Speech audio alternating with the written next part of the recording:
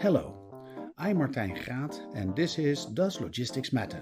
A podcast on trends and innovations in supply chain and logistics. Answering yes to the question today is Gijsbregt Brouwer, food retail expert and trendwatcher at Gijs. In this episode, we talk about last mile delivery in food retail. We discuss how food delivery has evolved and how convenience has completely changed how we shop for groceries. And we talk about the latest developments in the on-demand delivery market. And Gijsbregt shares his thoughts on the future of delivery. Please enjoy my conversation with Gijsbregt Brouwer. Hi Gijsbregt, welcome to the show. Hi Martijn, thanks for having me in your show. Yeah, so the first question I always ask guests of Does Logistics Matter is, does logistics matter? I think it does, especially in the industry where I'm working in, which is the food industry. Yeah, so normally I have people that are guests on my podcast that have a logistics background. They work in logistics. They have products related to logistics.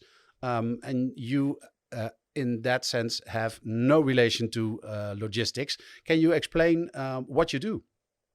Well, that's true in a way, because I'm not usually into logistics, but in a way, all food needs to go from somewhere where it's grown, or where it's in a factory, to warehouses, to supermarkets, to the home of people. Yeah, and then into the mouth, or to a restaurant, and then into the mouth. Yeah. So this whole process is a logistical process, and I work in the world of food, drinks, and hospitality. I usually say.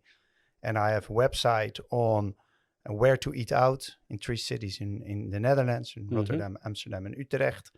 We write stories about where it's fun to go to, where the food tastes good, where the best drinks are.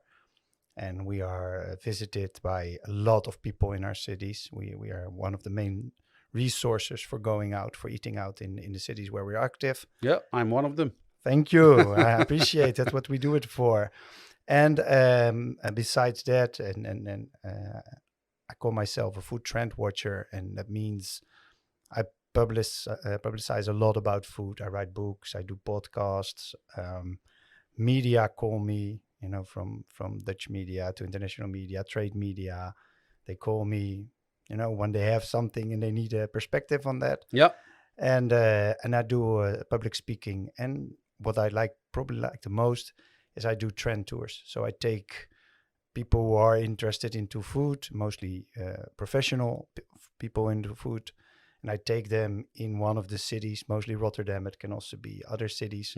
And I show them the developments of the world of food, drinks, and hospitality, real life. So I literally, we go into a restaurant, or we go into a supermarket, or I show them a dark store, and we try something, or we talk to an entrepreneur, or so you really experience the change that's happening in the world. Cool. I mean, I like doing podcasts, but I can imagine that's even better, because you're not talking about it. You're actually in that world. Yeah, you're experiencing it and you're tasting it, which is also really important when you talk about food. Yeah. And it's also very it's good to be together with, even if it's a small group. If it's 10 people or 5 people, it's also very inspiring. You learn from each other. Yeah. So, and this is the reason that I asked you to be a guest in the podcast, because of the trend watching that you do. And I saw the remarks that you, I think it was either on LinkedIn or on Twitter, and on both you are very active.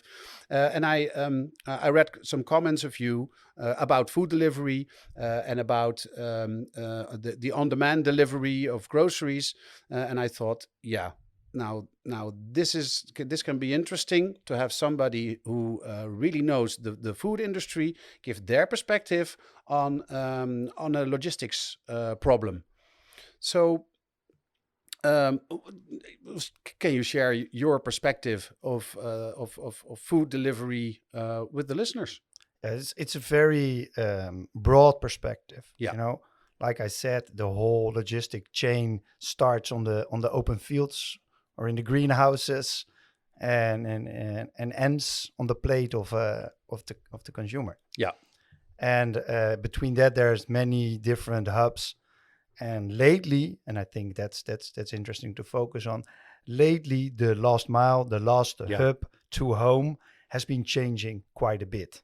And especially in the, well, I'm almost say ancient times, in the pre-delivery times, Mm-hmm. the consumer would go to the supermarket or would go to the restaurant. Yeah. So the last part of the delivery or of the logistic process was in the hand of the consumer itself. Yeah. So he had to leave, or she had to leave his or her house, go out to a supermarket, go out to a restaurant, eat there or buy the groceries and go home, take the groceries home. Yeah.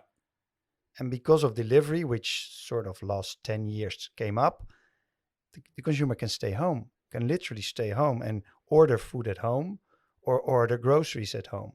And food at home is basically the same for the last 10 years. Mm-hmm. Even before then, you had to call, Yeah. you called the pizzeria. Yeah, you got the pizzeria, yeah. Or you called the Chinese restaurant. You said, okay, do me 2 calzones, and they would bring it on a moped or with a car.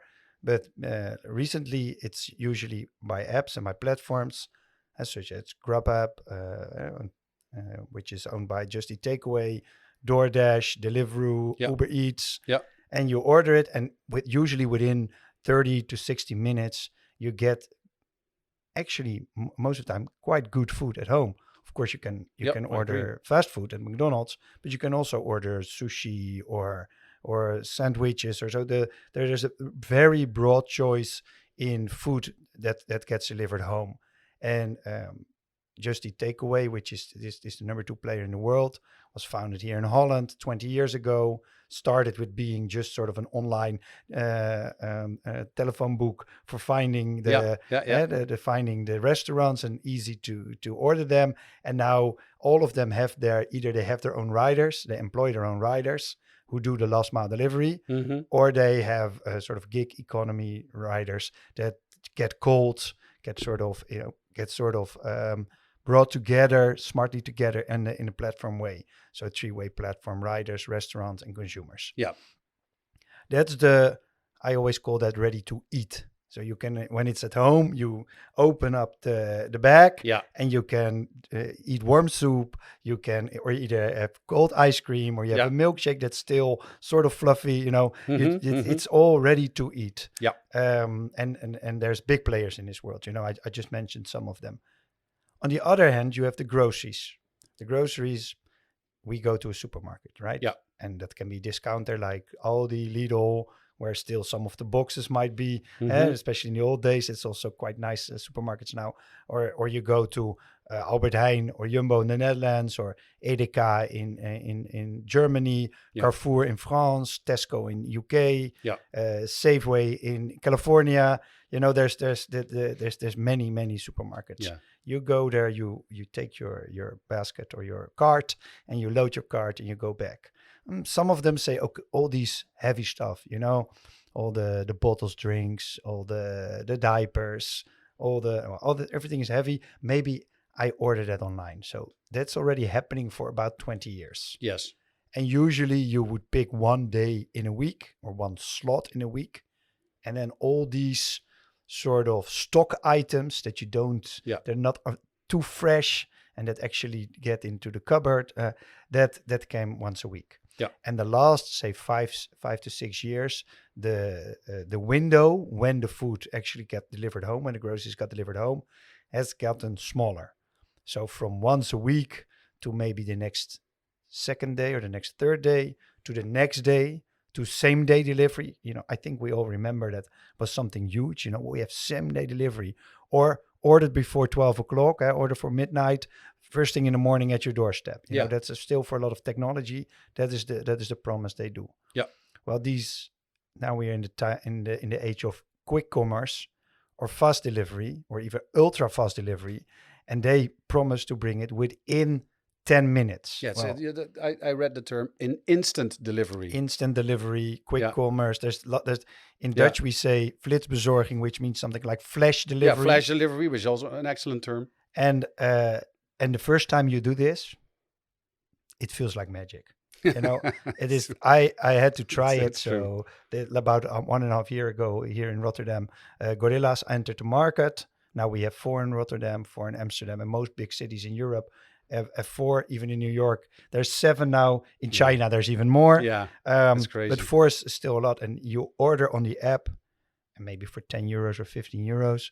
And literally within 10 minutes, they are here. Yeah. And it takes longer to put down your phone, and you can't even go to the bathroom because they'll be at the door. Yeah. And your food and your drinks are there. Yeah.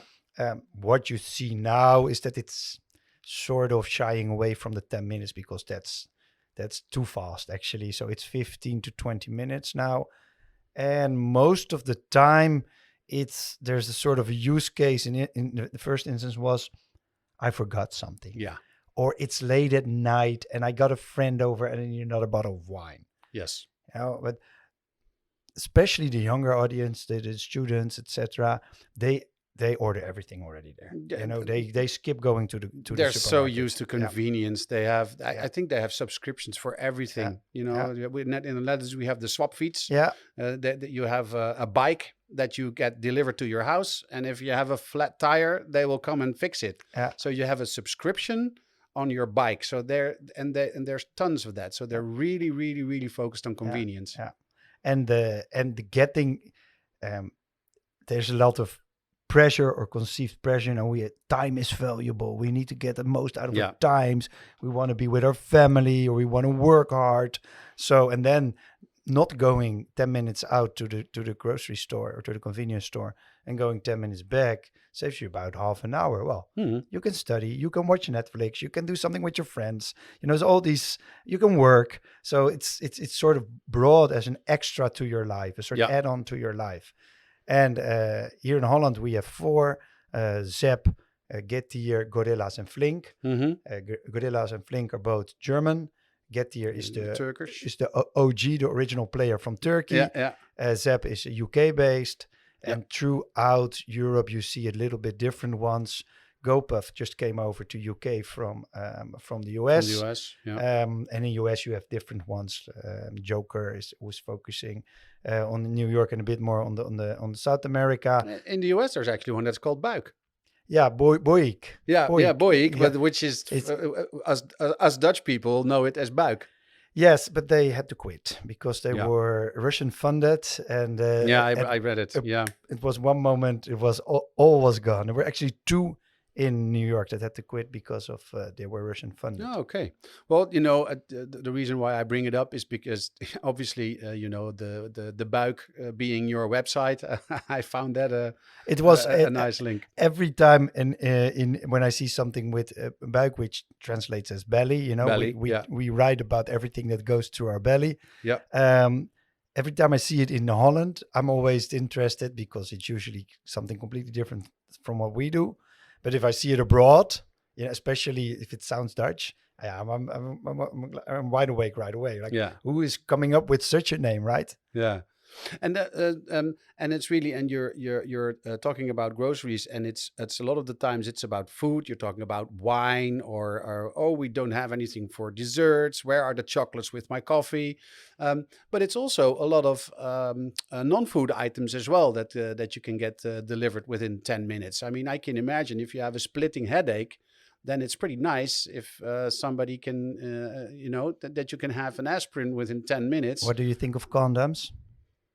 There's always a need for that suddenly. Definitely. Flowers do really well. Usually it's the other way around, right? First you need the flowers, and then you need the condoms. But yeah, you're right. No, but you're absolutely right. Diapers actually do really well. Chocolate is the number 1 seller in almost all the apps. The biggest seller in Holland is Tony Chocolonely. They none of the apps can do without them, But also there's a lot of non-food, also a lot of alcohol. Yeah. In Holland, we used to have the beer courier, the beer courier. Yeah, definitely. I think it was already in the 90s. True, and it was usually most used by students. By students, I know, I used it. Yeah, and still a lot. That's why the uptick from these services is so almost instantaneously. Is because they help out. Yeah, they solve a real problem. Yeah, we are out of beer. We want new. Yeah, definitely. So here in the Netherlands, or actually I should say in Europe, we first had the food delivery, and then we had the fast grocery delivery.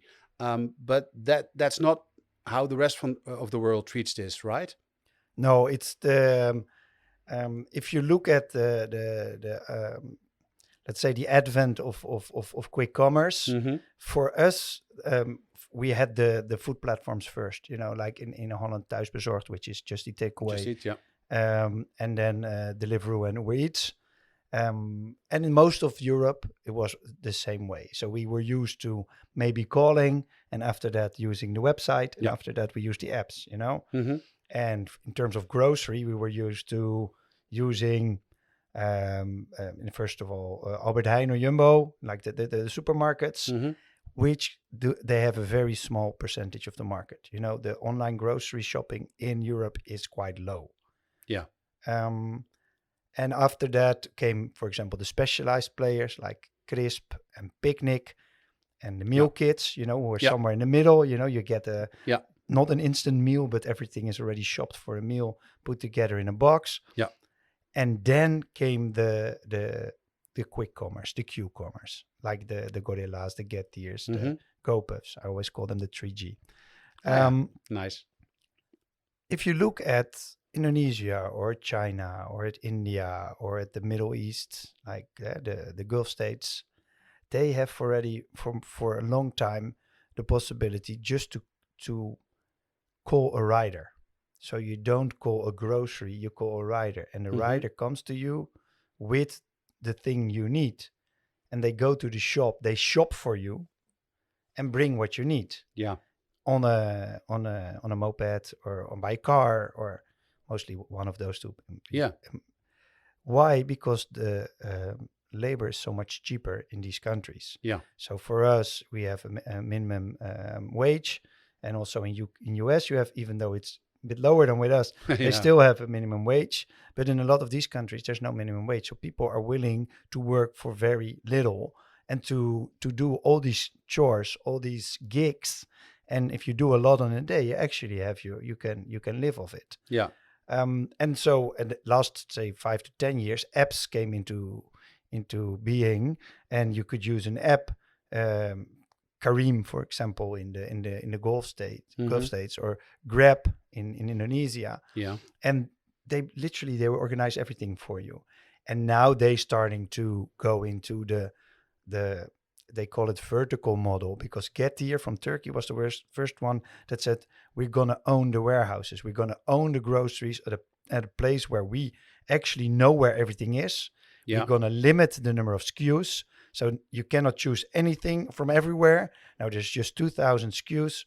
You can get some shampoo, you can get some condoms, you can get some food, you can get some wine and some beer, and that's it. Yes. And because if you control the whole vertical, at least from the warehouse and the riders to the home, then you can offer the promise of 10, 15 minutes. So that's about 7 years ago. This happened in Turkey. And just before the pandemic, the first startups start doing this in Europe as well, Flink and Gorillas. And they were sort of... Yeah, and there's another important difference. If you look at the model, as you told, as they followed it in India and Indonesia, you call a rider, and the rider doesn't own anything, so he goes into the store, and the margin on the products, is for the owner of the supermarket. And that's also one of the reasons, I think, that companies like Getir decided to buy all the groceries that they're selling themselves, because they make money. So they make a little money on the delivery, but they make a substantial larger amount, I think, on the products that they're selling. Or is that close? Yeah, there's two parts of it, because you're right about the first part. They called it in investor terms an asset-light model. Yes. You don't need real estate. You don't need groceries in stock. You just need to find a rider, which is usually not even on your pay list. Yeah. And you need to match the supply and demand. Mm-hmm. If you do it in the Getir, let's call it the Getir model, the quick commerce model, you need a warehouse. You need people on your payroll. You need to have the groceries, and you need to have lots of groceries. Yep. The point is, usually margins on groceries, especially in supermarkets, are razor thin. So if you go Yeah, that's true. especially in Europe, but also in US, and even in the Far East, you don't you start making money if you sell a lot. Yeah. And I actually was thinking along the same lines as you were, like, okay, let's start, for example, private label as Gorillas has done, or use the Jumbo private label, the Yeah. supermarket's private Yeah. label. But so then your margin goes up just a little bit, but still, if you and they're getting bigger, but the revenues of, for example, Flink in Europe now are, they say, 500 million euros. Yeah. That sounds like a lot, right? But if you know that the French Carrefour group does almost 100 billion Yeah, euros. that's an insane difference. Yeah. So if you're going to sell your stuff to Albert Heijn, Ahold Delhaize, or to Edeka in Germany, or Tesco in UK, then they can do much better prices. Yeah. Yeah. So that's true. So the margin play, you can maybe sell it for more money. Yeah. So you can get the margin a bit more in terms of price. It's more difficult to shop, but on the other hand, at this point you have 4 apps on your. I have done this, with the Tony Chocolonely. I check all 4 apps, which one is cheapest, Yeah. which one has the lowest delivery fee, and then you order it there, right? I guess they do that everywhere in the world, but as we are known for it, we're Dutch. Yeah, so exactly. That's what we do. Exactly. And my nephew, who's 15 years old, he uses Getir and the other ones quite a lot, and he doesn't have much money, but he always knows to find a new coupon, which he gets 15 euros off. So he buys something for 16 euros or for 15.50, and he gets 15 euros off, and he has all the food for free. Yeah. Yeah. Yeah, I read a story about a guy in New York who I think it was 3 or 4 months and that he spent doing most of his groceries without paying anything, just because all these new services were just throwing around coupons left and right. So there's another interesting development, and you mentioned that as well, and that is that some of the major players, like the supermarkets, are trying to get in the game as well. You mentioned Jumbo, which is a large Dutch retailer. They have partnered with Gorillas, so you can the Jumbo branded. I forgot the word. What's the word? Private label. Thank you. So the private label items from Jumbo, you can get them at Gorillas. But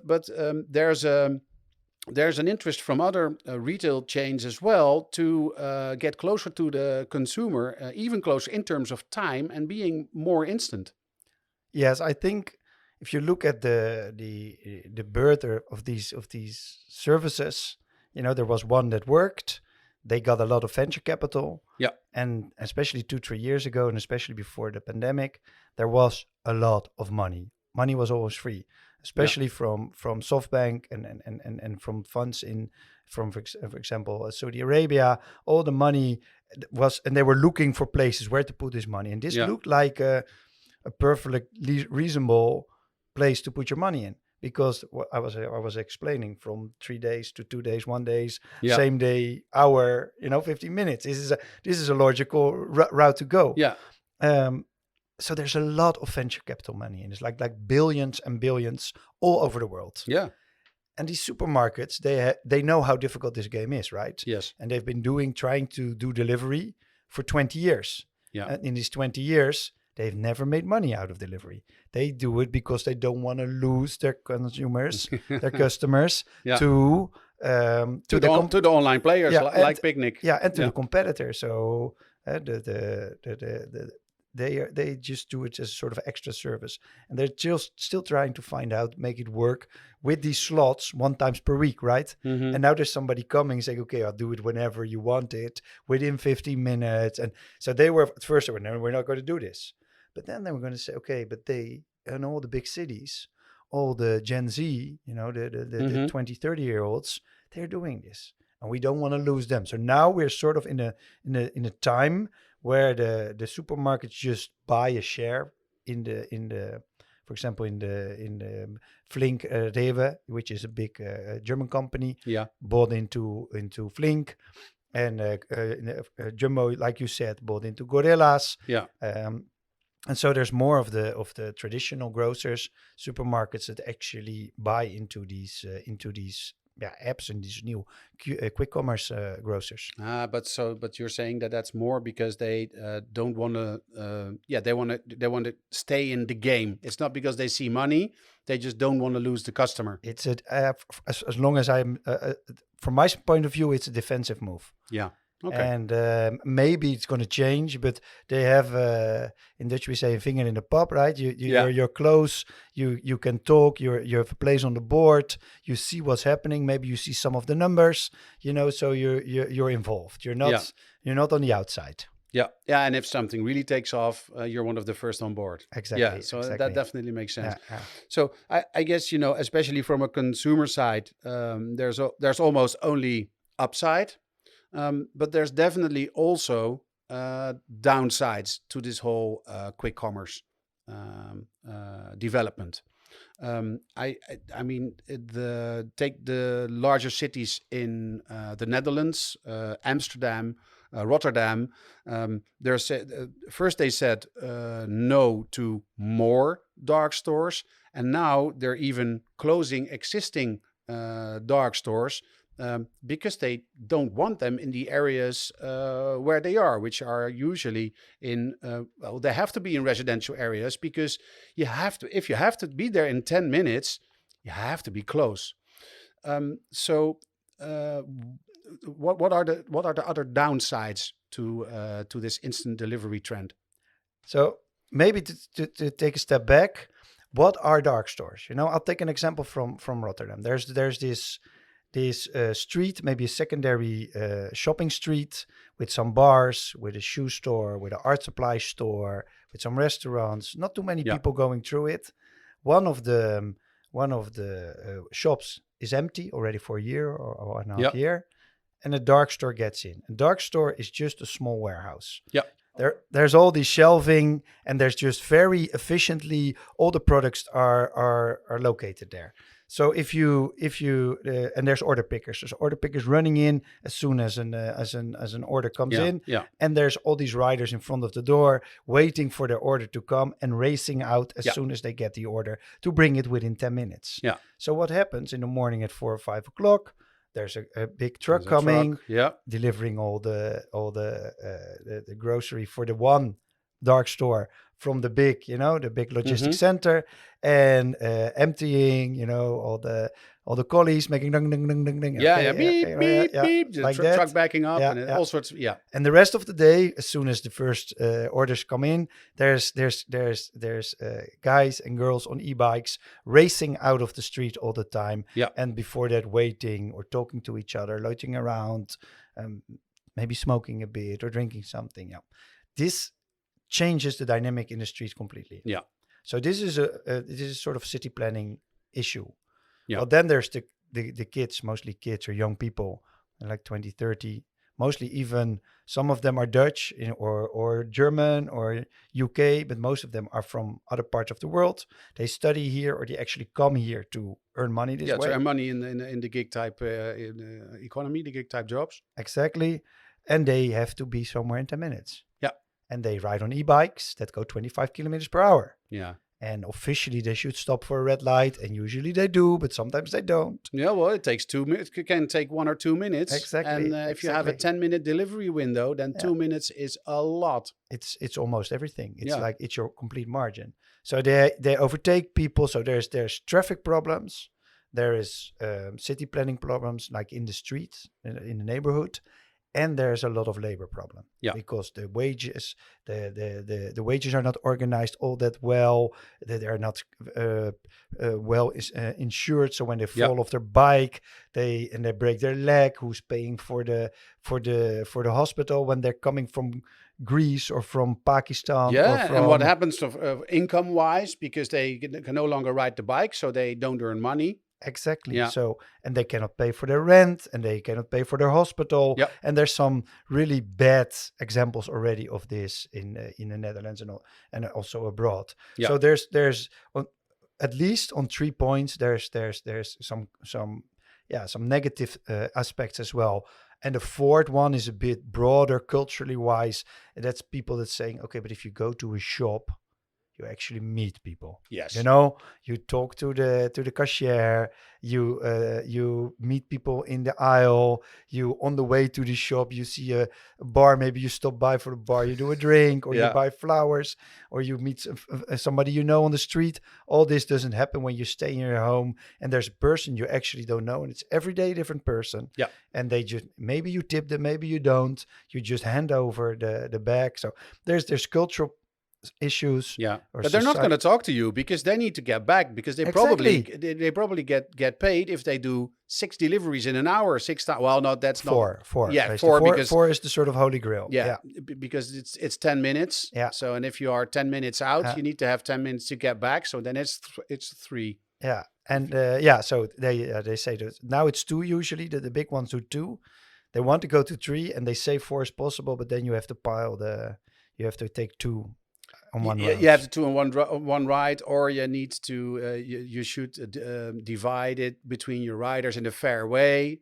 Because if one guy each gets the 10-minute ride every time, he can only do 3. And if the other guy gets the 2-minute ride, he can do way more. Right. That's it. So all these aspects, and for me, it's obvious that there's going to be a lot of regulation. And to put it in perspective, Facebook exists almost 18 years, and is starting to be regulated now. Airbnb exists about 10 years, is starting to be regulated now.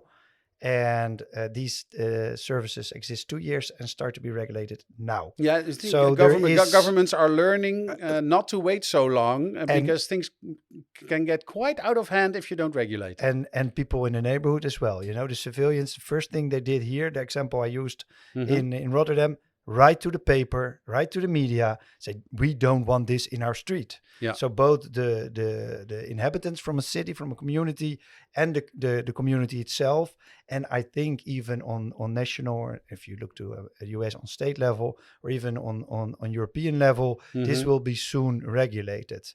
In Holland, the four companies already have their own regulations, sort of. They covenant, they said we're going to do things differently from now on, and I think there will be regulation. So and for me, this is obvious. This is not, it's not going to go on like this without regulation. And now it's full pull on the brake, and now they're going to make some new rules and new laws. And new permits. I think that's the most important one. It's forcing some of these companies to actually show what can be in the future for these companies, because I know there's I forgot which one. I think it was Get Here in Rotterdam. Who it's literally often those are black stores, because they just tape over the windows with plastic, and it just looks terrible. But what they have done is their logo was big on the window. Now it's small, and in the bottom they put a wall up. I think it was probably 0.5 meter into the warehouse. So they gave up valuable storage space, which is actually important for these, because every square meter means more product that you can store. They gave away valuable storage space, put up a wall, and actually together with an art gallery in the same street, they hung art there. So at least it no longer looks ugly.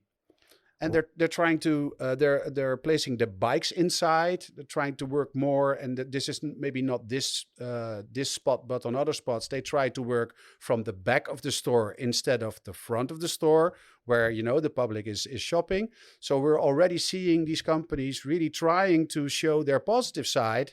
To influence, or actually to be allowed to stay.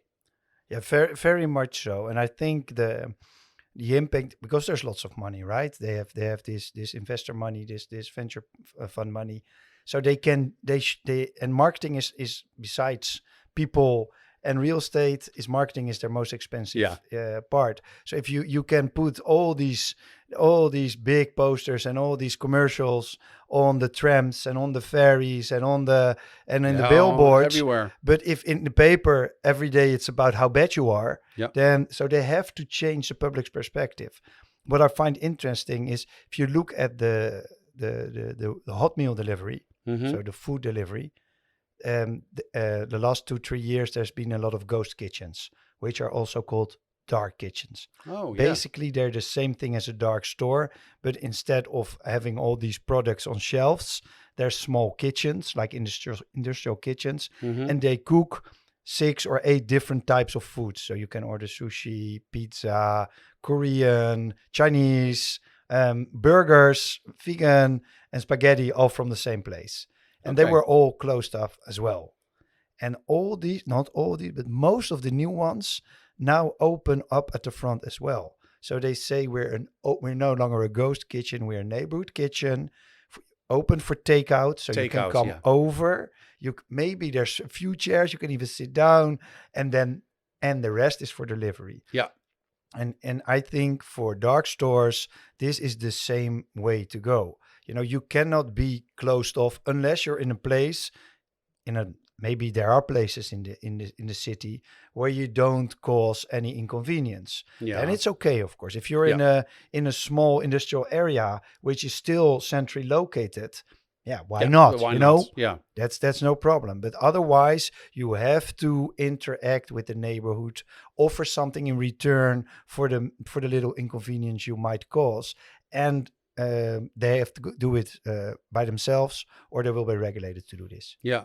Well, which I guess will be a challenge because they need, you call it real estate. They need real estate. They need the square meters on the one hand to put their stock, and on the other hand, if they want to open up, to accept customers in. And you don't want people picking goods and customers moving around in the same area because I see it as I see your point, but it definitely will be a challenge for them. No, this is it's not over yet. So the if I look at how it might pan out, Yeah. I think this service is something that people, or at least some people, are willing to pay for. Yeah. Some people say, I don't know. Where I live in Rotterdam, within 5-minute walk, I have 4 different supermarkets, all different. 1 discounter, 1 all-day supermarket, and 2, say, normal premium supermarkets, right? So for me, I'm not using it so much. I like the broader selection in the supermarket. Yeah. But for some people, we already discussed the younger generations, maybe people that are squeezed for time, people that actually value, and in the future, they're going to pay more. It's not going to be as cheap as now because the venture fund is going to dry out. The P&L of these companies has to be, it has to be, they have to make money. They have to make money, yeah. Either they're going to go and do an IPO, or they have to make money for the current investors. So it's going to dry out all the marketing costs, all the acquisition costs, all the coupons, all the cheap. It's going to dry out. Yeah. So it makes it more expensive. If you taken an Uber recently? No, actually. Well, the ride from what you paid like 15 or 20 euros ago, a year ago, you will pay 45, 50 euros for now. And it's the same in Rotterdam as it is in New York, as it is in other places in the world. Because the venture money is out, Yeah. Uber is on the stock exchange, so they have to make money now. So this is the first thing. So because it's going to be more expensive, it's going to be more premium. So it's not for everybody. Yeah. Is that a bad thing? Yeah, well, that's more of a broader political discussion. Do we like capitalism? Yeah. But in a way, it's going to be more of a... So I think it will be more differentiated as well. So maybe you can, if you want it really fast, you pay more. If you want it within an hour, you pay a bit less. And if they can decide when to bring it to you, you pay even more, even less. Even less, yeah. Yeah, more or less. Yeah, well, you know what I mean. And beside the regulation and the differentiation in price, probably, I think the consolidation will be really important. There's 4 now. There's going to be 2, maybe 2 more or less the same ones, and 1 that's really premium or really focused on something else, completely vegan or completely high end, or premium, like Crisp is for the online supermarkets in the Netherlands. So, and I think what's also going to happen is that it's going to be not so much product focus, like we said, we need diapers or we need something for a headache or whatever. It's going to be more solution focused or moment focused. Yeah. Maybe even more experience focused. So, okay, I know Martijn and Dimitri are coming to my home tonight. I forgot to shop. There's just I click one button, almost like I get drinks, I get food. Yeah, so I get the beer with friends button, and exactly. you get potato chips, and you get some nuts and the beer, and maybe even a nice playlist. Like a full solution for a night out. Yeah. So that's one. And in the end, I think it's not going to be the interesting is that the owner of Delivery Hero, which is one of the bigger ones, they had Foodora in the Netherlands, but they're after Just Eat Takeaway one of the biggest in the world, doing the usual the food delivery, but they also have D-Mart in Germany, which is basically the same thing as also quick commerce. Yeah, he said it's going to be 25% of the market, of the grocery delivery market. And I'm not so sure. I think that's the highest. Yeah. Gettier says it's 1 in 4 now in UK. The Flink director for the Netherlands says 1 in 3 persons orders in Amsterdam now, orders or has ordered. Yeah, but one's ordering is different, like being a third of the market share, right? So I think if it's somewhere between 10-20% of the grocery, online grocery, it's going to be a lot, It's just for those special occasions and when you're actually willing to pay a premium price. Yeah. So probably from a logistics point of view, not that much will change because they will keep doing it in the same way. I guess one of the good things is that they deliver it by bike. So at least, the carbon footprint of the delivery itself is relatively low. They're still delivering it by truck to the to the micro warehouse. So there is a carbon footprint. You were saying, well, I don't know if they will keep doing it like this. Well, can we dream a little bit or be a bit geeky? Yeah, please. Already, small robots, delivery robots, are being deployed in a lot of places in the world, mostly as tests. There were some tests with drones, flying drones already to deliver. Yep. The big problem, also from a societal standpoint, is that you have to find very cheap labor. Yes. And the sort of solution that also Uber was also going to use driverless cars, remember? So somewhere in the future, there still hangs or might be a technical solution, basically small delivery robots or drones doing the last mile. I think it's far away. It's not next year. It's not in. I know for a fact that some of the universities are piloting. Here in Rotterdam, they're doing a pilot. Yeah, exactly. In US, they are, and for example, in countries where the distance are much bigger, for example, Finland and Sweden, they're using the drones. So something is happening on that side, but that's still is even smaller than already the small pie we're talking about. Gijsbregt, thank you for your view of the future. I think that's an excellent wrap up of the story for this episode. Thank you for sharing your knowledge and your specialty knowledge about the food market and about the food retail market.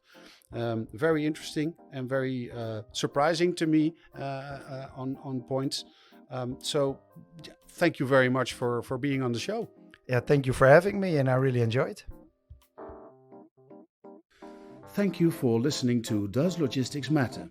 For more on trends and innovations in supply chain and logistics, visit our blog on www.logisticsmatter.com. If you want to be a guest on this podcast, please send an email to martijn@logisticsmatter.com. That's martijn@logisticsmatter.com. Or connect to me via LinkedIn and send me a message. This podcast was produced by Dimitri Vleugel. The music is based on a sample by Ruggerman and produced by Michael Spengler.